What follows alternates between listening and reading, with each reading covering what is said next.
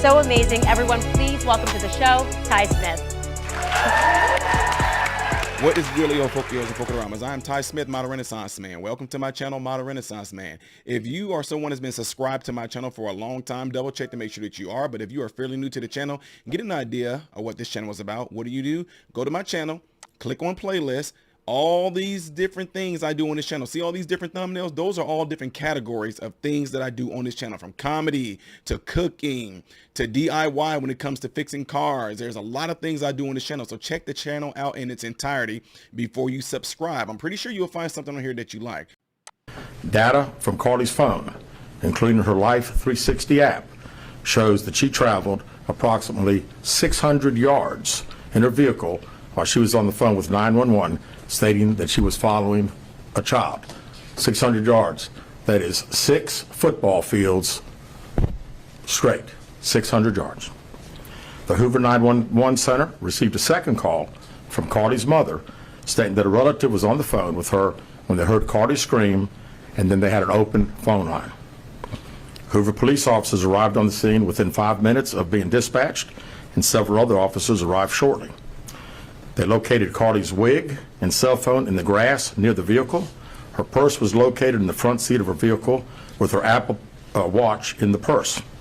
The food she ordered for Tzatziki's was also in the car. The items she purchased from Target, as well as the items taken from her place of employment, were not in the vehicle, nor were they located anywhere around the scene. Hoover police deployed all available assets from the point in the search for Carlee.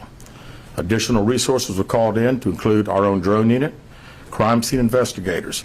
Numerous detectives responded to the scene. Throughout the day Friday, officers from surrounding local and federal agencies assisted Hoover police in the search for Carlee Russell. Officers returned to the scene on 459 to conduct a thorough line search for evidence. K-9 teams from the Jefferson County Sheriff's Department responded to check for any sign of Carlee, the child that she claimed to see, and anything else that could be considered evidence in this case. Those searches all turned up empty.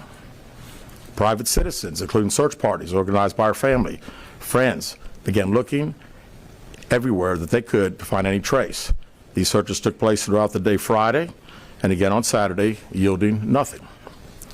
At 10:44 p.m. on July 15th, the Hoover 911 Center receives a call from Carlee's residence stating that she returned home on foot.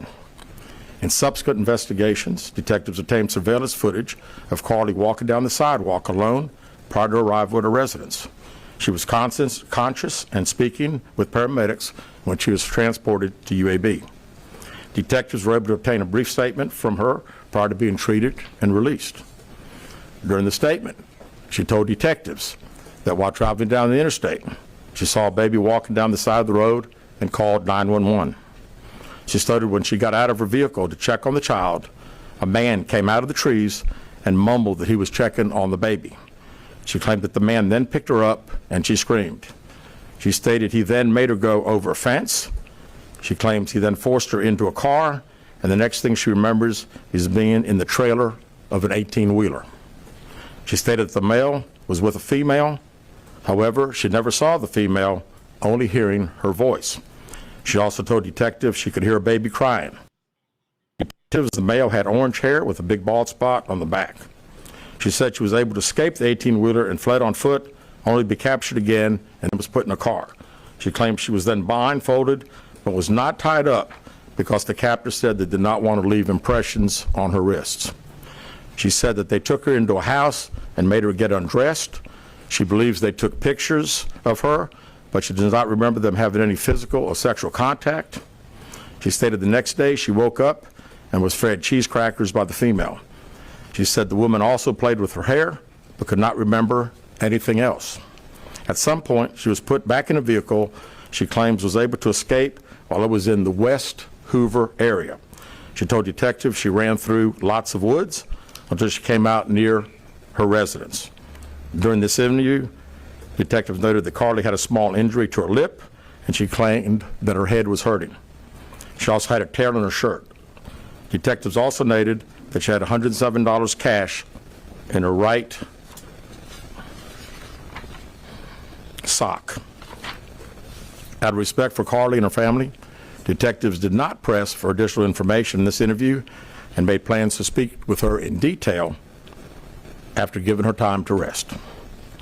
Detectives continue analyzing data from Carlee's cell phone that was left behind at the scene.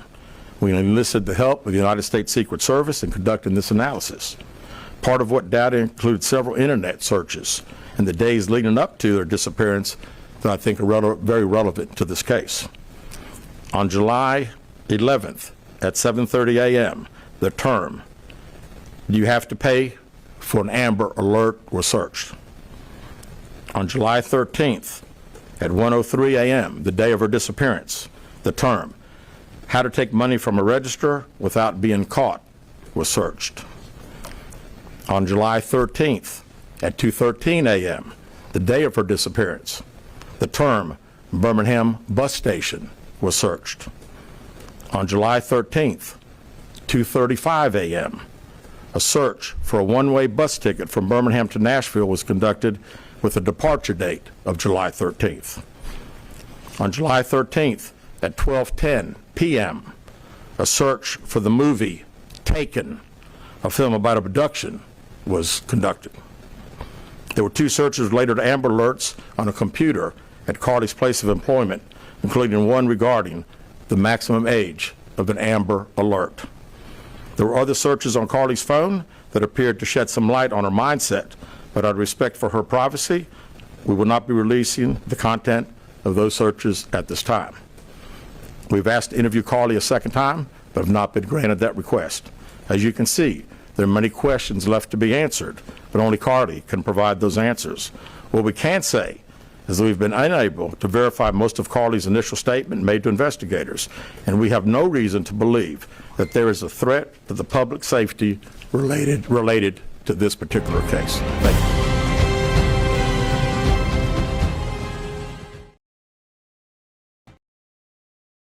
What's going on, everybody? So hey, check this out. I appreciate you guys watching. I appreciate you taking time out of your day to view these videos.